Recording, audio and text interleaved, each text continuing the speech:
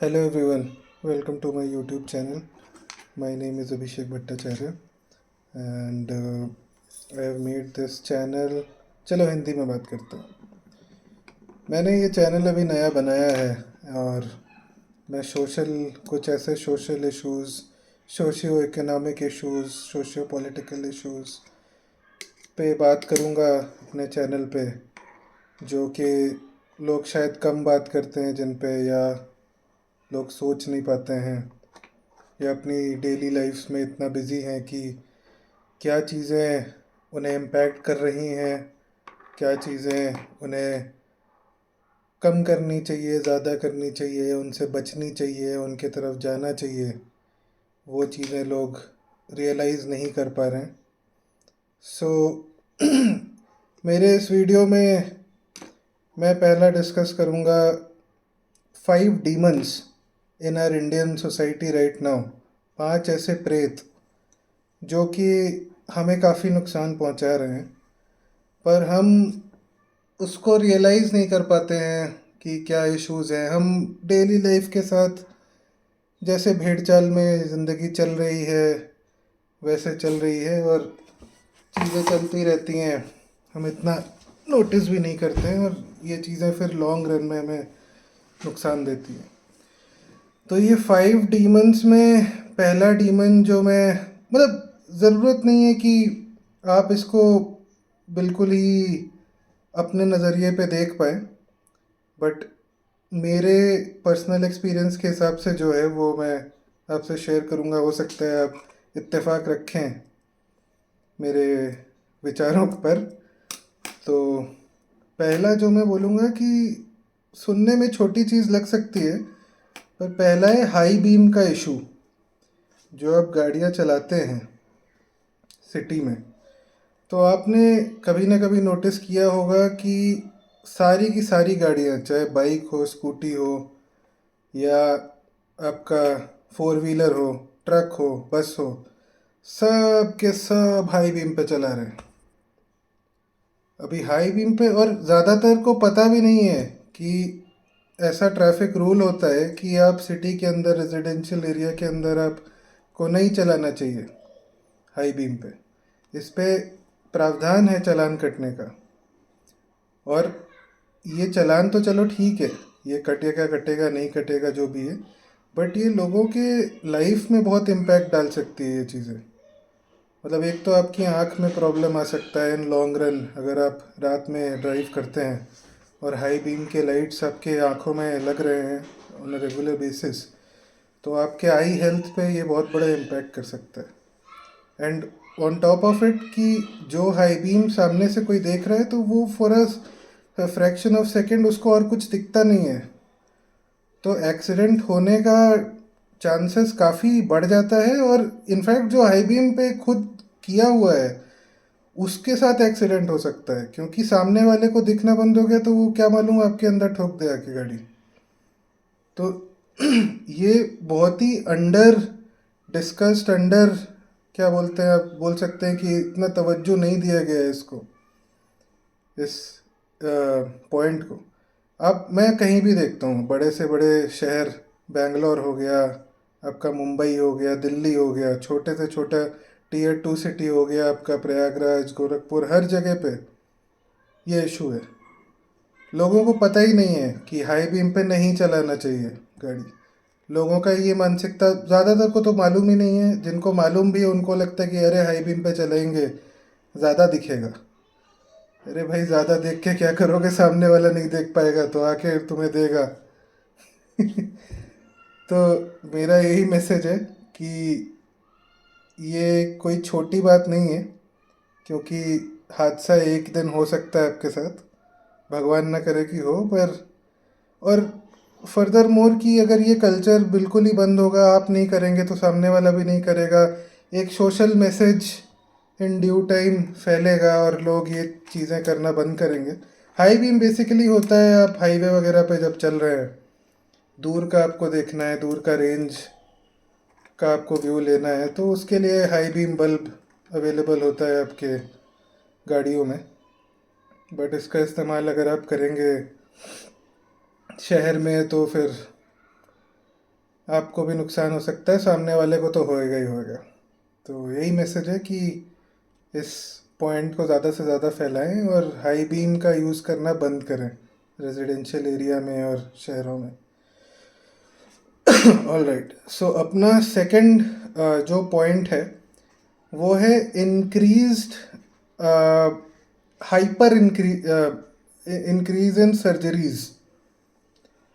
सो surgery का मतलब क्या है? सर्जरी का तात्पर्य मेरा यहाँ पे है मेनली सी सेक्शन, इंसानों की बात कर रहा हूँ। सी सेक्शन हो गया आपका।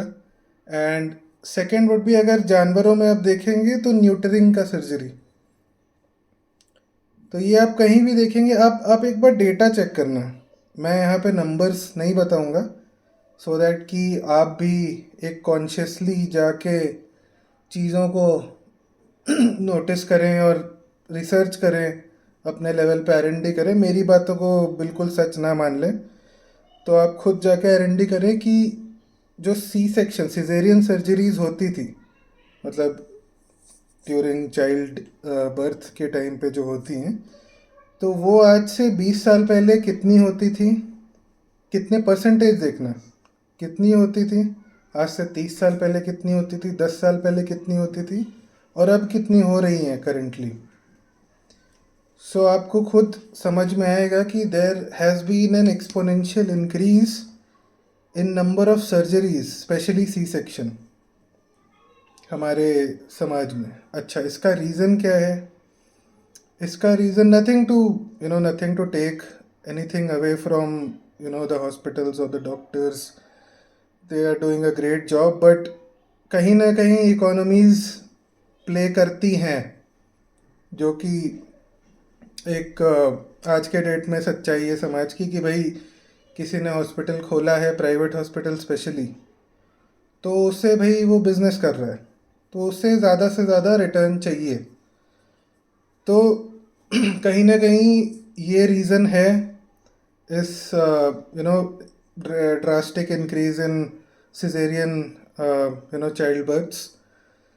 तो बेसिकली क्या होता है कि नॉर्मल डिलीवरी में काफ़ी टाइम लगता है चीज़ें होने में। अभी मैं एकदम डिटेल्स में नहीं जाऊंगा, बट बेसिकली मोटा मोटा आप समझिए कि एक बेड लगता है, वो कितने देर के लिए वो बेड ऑक्यूपाइड है, काफ़ी टाइम लगता है। मतलब चीज़ें होती हैं धीरे धीरे एक पूरे प्रोसेस में।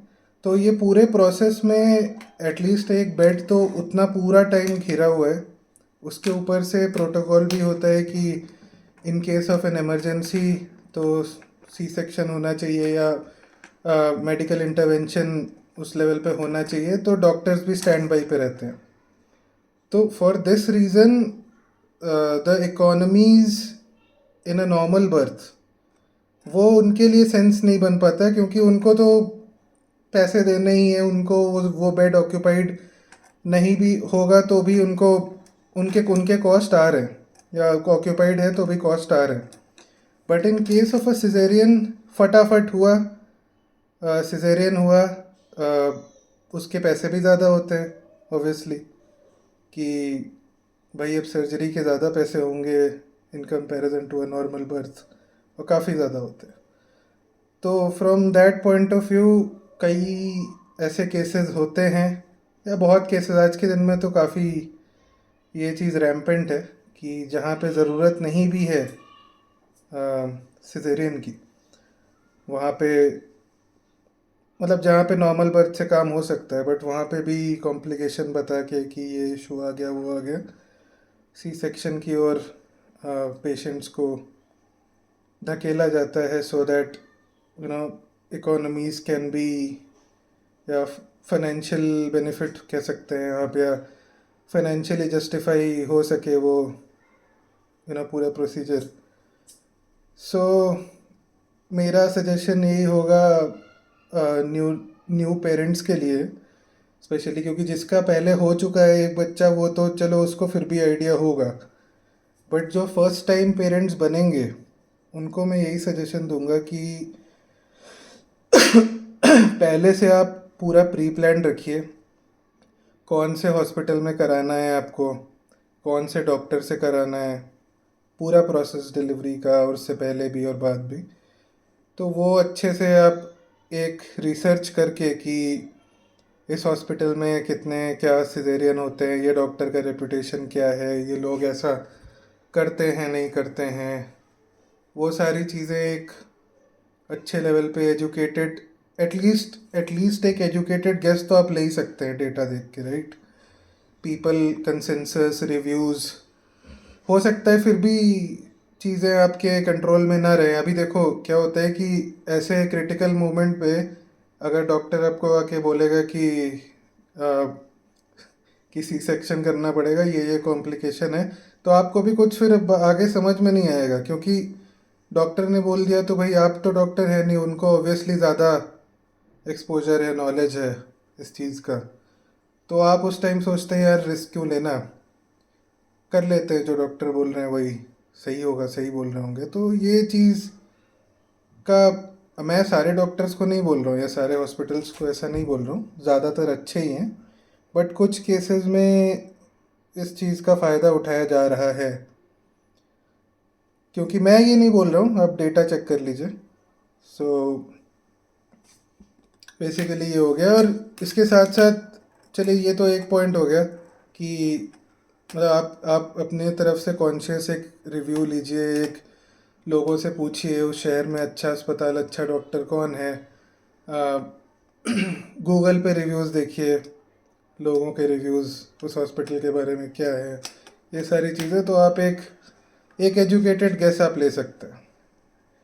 और मल्टीपल ये सेकंड ओपिनियन एटलीस्ट लीजिए। मल्टीपल ओपिनियन तो चलिए नहीं भी ले लिया तो एटलीस्ट 2 ओपिनियन तो लीजिए ही, कुछ एक इम्पॉर्टेंट डिसीजन, मेडिकल डिसीजन लेने से पहले। ओके, सो इसके साथ साथ एक छोटा सा और मैं टॉपिक कवर करूँगा जो पेट ओनर्स हैं उनके लिए, कि आजकल मैं देख रहा हूँ कि पेट्स को पकड़ पकड़ के न्यूटर कर दिया जा रहा है। मतलब ये भी एक थोड़ा मेडिकल उससे ही रिलेटेड है, तो ये सेकंड पॉइंट के साथ ये भी मैं कवर कर रहा हूँ कि आप मतलब आपने देखा होगा कि आपने अगर पेट, नया पेट आपका है, तो वो छोटा होगा, उसके साथ साथ ही आप देखोगे कि जो वेटनेरियंस होंगे, जो डॉक्टर्स होंगे, एनिमल डॉक्टर्स, वेटनेरियन बोलते हैं उनको, तो वो ना शुरू से ऐसा रेकमेंड करेंगे कि आप अपने पेट को न्यूटर करा दीजिए। उसके काफ़ी सारे रीजंस या अच्छाइयाँ बुराइयाँ, बेनिफिट्स या वो सारी चीज़ें भी बताएंगे कि डॉग्स में टेस्टिकुलर कैंसर नहीं होगा और ये सारी एग्रेशन नहीं होगा, कम होगा। तो मेरे हिसाब से मेरे पास भी 2 पेट्स हैं, मैंने नहीं कराया न्यूटर, वो मेरा कॉन्शियस डिसीजन है। उनकी बातें पूरी तरीके से सही भी नहीं है और पूरी तरीके से गलत भी नहीं है, बट ये कहीं ना कहीं this neutering surgery what I feel personally is motivated for money. कि बेचारे वो जानवर हैं, वो कुछ बोल नहीं सकते, वो अपने लिए खुद डिसीजन ले नहीं सकते, अपना अच्छा बुरा आप जो खिलाएंगे वो खा लेंगे, बेचारे बेज़ुबान होते हैं, जो खिलाएंगे खा लेंगे, जहाँ रखोगे रह जाएंगे, ठीक है। तो एज अ पेट ओनर वो बेसिकली पूरी तरीके से आपके ऊपर डिपेंडेंट है। वो आपका बच्चा तो चलो फिर भी थोड़े टाइम में बड़ा हो जाएगा, उसकी अपनी सोच आ जाएगी, वो थोड़े कई हद तक इंडिपेंडेंट हो जाएगा, बट आपके जो पेट्स होते हैं वो लाइफ टाइम, जब तक वो बूढ़े होके आखिरी सांस तक नहीं लेते, वो आपके ऊपर फुल्ली डिपेंडेंट है, आप उनके पेरेंट्स हैं। तो मुझे ऐसा लगता है कि बहुत ही सोच समझ के ये डिसीजन लेना चाहिए।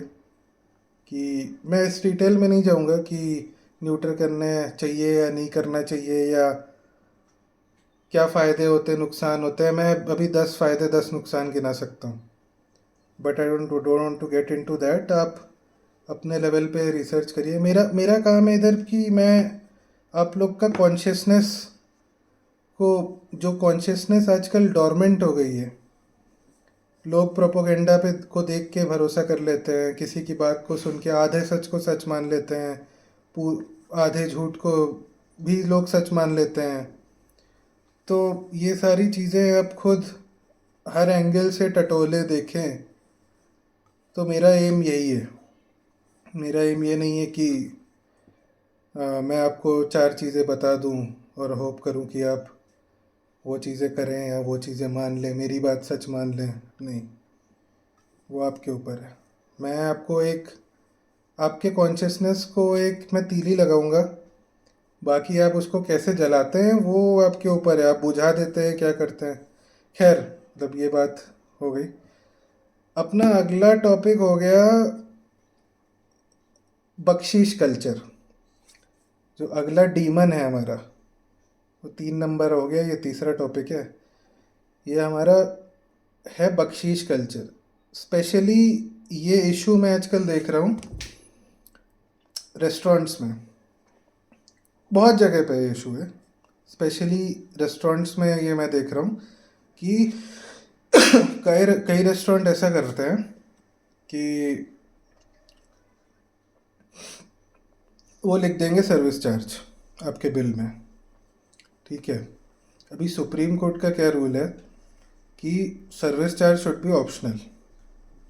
अगर ग्राहक का मन है, अगर कस्टमर का मन है, अगर उनको सर्विस पसंद आई, वो देना चाहते हैं तो वो दें, otherwise he is totally entitled to get it removed. But बहुत सारे जगह पे ऐसा ये इशू आ रहा है कि जब आप रेस्टोरेंट वाले को बोलेंगे तो वो आपसे झगड़ा कर लेगा कि नहीं जी हमारे यहाँ तो देना पड़ेगा, या तो बोलेंगे जी हमारे यहाँ तो बाहरी गेट पे लिखा हुआ है सर्विस चार्ज इतना परसेंट, तो वो तो आपको देख के ही आना चाहिए था, सर्विस चार्ज तो हमारे यहाँ देना ही पड़ता है। देखिए, मेरा ये कहना है कि सर्विस चार्ज देने में कोई इशू नहीं है, राइट। अगर आपको सर्विस पसंद आई है, अगर आपको चीज़ें पसंद आई है, खाना पसंद आया, सर्विस पसंद आया है, तो आप बिल्कुल by all means go ahead, आपको देना चाहिए इनफैक्ट, राइट। बट अगर सर्विस ही आपको पसंद नहीं आई, आपको खाना ही नहीं पसंद आया, आपको एम्बियंस पसंद नहीं आया, तो आप किस चीज़ का, आपको तो जो खाने का कॉस्ट है वो तो आपको देना ही देना है। वो भी सस्ता तो होता नहीं आजकल, तो आपको मालूम है कि किसी भी आप ठीक ठाक रेस्टोरेंट में चले जाएंगे तो एक का दस, एक का दस तो एक का दस भी है। मतलब आप ये सोचो कि आप आप मूवी देखने जाते हो तो एक पॉपकॉर्न खाते हो, वो 300 रुपये का या 400 रुपये का पॉपकॉर्न होता है। आपको क्या लगता है कितनी कॉस्ट आती होगी उसकी? जो 400 रुपये का पॉपकॉर्न है उसमें कितनी मकई लगती होगी, कितना कॉर्न लगता होगा? ज़्यादा से ज़्यादा 10 रुपये का। राइट। मतलब मैं कॉस्टिंग की बात कर रहा हूँ। पर वो चीज़ आपको चलो मिल रही है कितने टाइम से, आप देख लो 10 रुपये का सामान चलो 20 रुपये मान लेते हैं। 400 का अगर पॉपकॉर्न का लागत 20 रुपये आ रहा है तो आपका कितना हुआ? 200%, नहीं कितना, 20%। तो 20% पे वो चीज़ ऑलरेडी बिक रही है। चलो आप नॉर्मल किसी रेस्टोरेंट में आप पकड़ लो कि चलो आपने कुछ एक आपने पनीर मखनी डिश मंगाई, एक चलो मान लेते हैं नान मंगाया, ठीक है। अभी एक नान जो कि 70 या 80 रुपये का नान बिक रहा है, तो उसकी कितनी कितनी आटे की कॉस्टिंग आती होगी, कितना कोयले में भट्टी में वो कर देते होंगे। एनीवेज, तो मैं उसको क्रिटिसाइज़ नहीं कर रहा हूँ भाई, वो रेंट दे के खोल के बैठा है तो वो अपने हिसाब से कॉस्टिंग करेगा। आपको नहीं समझ में आ रहा है तो आप पहले ही मेन्यू देखो, रेट्स देखो, आप चले जाओ, राइट। आपको नहीं पसंद आ रहा, but service charge is something कि आपको रेट्स पसंद आए, आप बैठे खाने, बट आपको ओवरऑल सर्विस नहीं पसंद आई, आपको नहीं देना। बट ये कोई गुंडागर्दी रेस्टोरेंट वालों का, कुछ रेस्टोरेंट वाले, सारे नहीं, कि ऐसा करते हैं कि हमने तुझे बाहर ही लिख रखा है, तो वो फिर आपको घेर के आपके साथ फिर झगड़ा करेंगे और चीज़ें फिर इसी तरीके से। हाँ, तो इसको भी क्लोज करते हैं, इस लूप को ओपन नहीं छोड़ेंगे। तो ऐसे रेस्टोरेंट्स या ऐसी जगह पे मतलब इनका इलाज ये है कि भाई आप जाने से पहले ही बोल दो कि मतलब अगर आपने बाहर ही देख लिया कि सर्विस चार्ज देना ही देना है, कहीं पे आप पहली बार जा रहे हो, तो वहाँ मत जाओ, ठीक है। वो आप ये समझ लो, वो उस बंदे ने, उस रेस्टोरेंट वाले ने इसीलिए लिख के रखा है क्योंकि इससे पहले बवाल हुए हैं। किसी ने मना किया होगा कि मैं नहीं देता, चल सर्विस टैक्स नहीं देता मैं, सर्विस चार्ज। तो उसने, और क्यों नहीं देता, अगर मल्टीपल लोगों ने ये इशू उठाया है, तो हो सकता है कि उन्हें पसंद ना आई हो सर्विस। तो ये एक फैक्टर है। दूसरा है कि भाई आप कोई चीज़ परखने से पहले ही आपके ऊपर थोपा जा रहा है कि आपको देना ही देना है। कई जगह पे तो ऐसा भी होता है कि आप सर्विस चार्ज भी आपसे लेंगे, फिर वेटर आपके सामने मतलब ऐसा वो करेगा कि आपको टिप भी देना पड़ेगा। ऐसे भी सिचुएशंस होते हैं, तो ऐसी जगह पे अवॉइड करे जाना। ओके। इसी का और एक ये है, बख्शीश। ठीक है। अभी बख्शीश कल्चर अपने को ये बिल्कुल ही मतलब बेड़ा गर्क कह रहा है, वो पाकिस्तानियों के लैंग्वेज में वो बोलोगे तो। मतलब आप कुछ भी करो, आप मूवर्स पैकर्स मंगवा रहे हो, ठीक है, तो उन बंदों को बख्शीश चाहिए। अभी वो उनको आप बख्शीश नहीं दोगे तो वो आपको गाली दे के जाएंगे, ठीक है। वो वेट करेंगे, चार आदमी आपके सर पे खड़ा रहेगा जब तक आप उनको बख्शीश, और ऐसा नहीं कि 50 रुपये, 100 रुपये, 200 रुपये दे दिया, वो 1000, 1500 मांगेंगे आपसे सीधे बख्शीश। और उनके कंपनी में आपने दिया रखा है। तो इस तरीके से और कहीं कहीं मतलब आप कहीं भी चले जाओ, कहीं भी कुछ भी सर्विस आपको चाहिए, आप अगर आप इनफैक्ट अगर एक स्टेट से दूसरे स्टेट कुछ सामान भी लेके जा रहे हो, आपके पास पेपर्स पूरे हैं, फिर भी आपको किसी न किसी को देना पड़ेगा। आप कुछ भी कर रहे हो, आपको कहीं ना कहीं कुछ ना कुछ, चाहे आप पासपोर्ट का काम करवा रहे हो, चाहे कुछ करवा रहे हो, आपके सारे कागज़ पूरे हैं, कुछ है, फिर भी ये एक जनरल, मैं अपना पर्सनल एक्सपीरियंस नहीं बता रहा हूँ। ऐसा मत समझना कि मैं कोई भुक्तभोगी हूँ और अपना पर्सनल एक्सपीरियंस और भड़ास निकाल रहा हूँ इस वीडियो में, ऐसा नहीं। बट ये इशू है। तो और ये इशू ऐसा है कि सामने वाला फिर ना, अगर आप नहीं दोगे तो वो चीज़ें डिले होंगी, दिक्कतें आएंगी, परेशानी आएंगी, चार चक्करें आपको लगानी पड़ेंगी, और फिर वो इनकन्वीनियंस का मैटर काफ़ी बढ़ जाता है, जिसकी वजह से फिर आप दे भी देते हो। बट ये इशू है, अभी भी है हमारे कल्चर में। ये घूस वाला कल्चर फिर भी काफ़ी कम हुआ है, काफ़ी कम हुआ है, मतलब मैं कहूँगा पहले से बहुत कम हुआ है। ये डिजिटलाइजेशन ऑफ चीज़ें, प्रोसेसेस। बट कहीं ना कहीं अभी भी मतलब ये घूस तो चलो अलग चीज़ हो गई, पर ये सर्विस चार्ज हो गया, बख्शीश कल्चर हो गया, ये ये तो बिल्कुल ही ज़बरदस्ती का, मतलब ऐसा नहीं बोल रहा हूँ कि बख्शीश नहीं देना चाहिए, आपको पसंद आया, आप खुश हो तो आप दे दो, सर्विस चार्ज दे दो। पर ज़बरदस्ती देने का, कि आपके ऊपर प्रेशर बनाया जाए कि आप दोगे, तो वो चीज़ गलत है। तो इस चीज़ से बचें। चलिए, हमारा नेक्स्ट हमारा जो प्रेत है वो हो गया प्रीनप। प्रीनप प्रीनप आप समझते हैं? सब प्रीनप हो गया आपका कि भैया आपने शादी करी, ठीक है। Prenup is basically an agreement कि भाई अगर गलती से खुदा ना खास्ता हमारी शादी नहीं चली, ठीक है, तो ईदर साइड, द वाइफ और the husband will have no rights towards the other person's financials, और जो कुछ भी आप अग्रीमेंट, आप प्रीनप में जो भी पॉइंट्स आप लिखते हो, तो वो हो गया। सो आजकल के कल्चर में ये इशू काफ़ी ज़्यादा, विदेशों में तो और ज़्यादा है, अभी हमारे देश में भी चीज़ें हो रही हैं। और आपने शिखर धवन का तो केस सुना ही होगा कि उनका दुखद खबर है, बट उनका डिवोर्स हुआ, तो उनके बेटे की भी कस्टडी में इशू उनको आया। उनको उनको अपने काफ़ी सारे प्रॉपर्टीज़, उनकी इनकम काफ़ी, अब मेरे को एग्जैक्टली नहीं पता कि कितना परसेंटेज और क्या, बट जो उनके बच्चे नहीं थे उनके भी खर्चे उनको देने पड़े।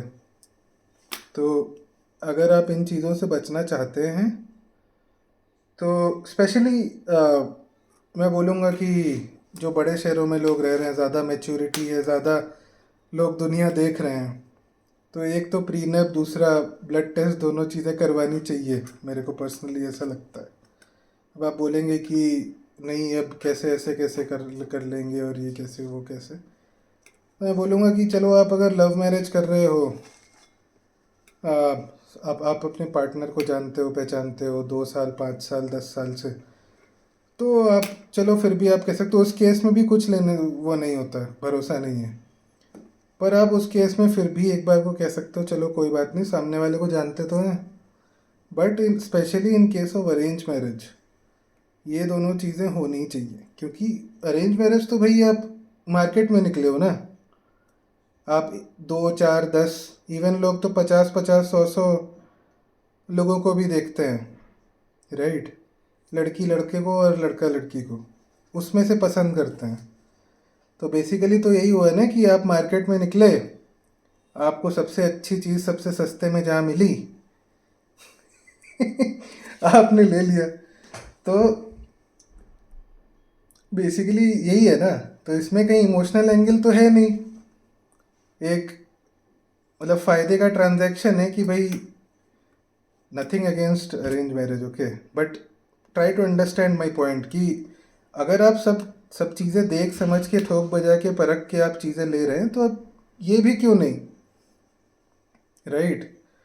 और मैं ऐसा नहीं बोल रहा कि किसी फीमेल के लिए बोल रहा हूँ कि लड़की को प्रीनप साइन कर, मैं दोनों तरफ से बोल रहा हूँ। ऐसा भी तो हो सकता है कि लड़की ज़्यादा कमा रही लड़के से, जो कि जनरली होता नहीं है इन अरेंज मैरिज। लड़का इस मामले में कॉम्प्रोमाइज़ कर लेता है और लड़की को होता है कि भाई मैं जितना कमा रही हूँ मेरे को उससे ऊपर का ही बंदा मिले। दोनों दोनों तरह से चीज़ें हैं। लड़के को लगता है कि मेरे से सुंदर लड़की मिले, और लड़के को लगता है कि लड़की को लगता है कि मेरे से ज़्यादा इस्टेब्लिश्ड और कमाने वाला मिले। तो दोनों तरफ से चीज़ें हैं। तो उस पर कभी और वीडियो बना दूंगा, आप अगर कमेंट सेक्शन में करेंगे तो,